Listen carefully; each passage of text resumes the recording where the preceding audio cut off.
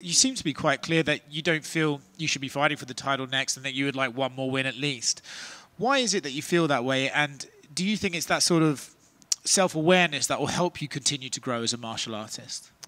Yeah, I think so. I think I'm very, very like hard on myself, you know, and I always try to get better and trying to get like, even when I have a great performance, I think I did like so many things wrong. So I think that it's a lot of play messing in your head, you know, so it can take your journey, maybe makes it a little bit longer, but I think in the end it really helps you evolve to be like the best fighter possible if you can really look back and have like constructive criticism on yourself, you know. But yeah, I mean, my idea isn't to go fight for the belt and then like lose it fast, you know. My idea is to get the belt, and I want to be like a dominant champion, you know. So I'm not in a rush to get there.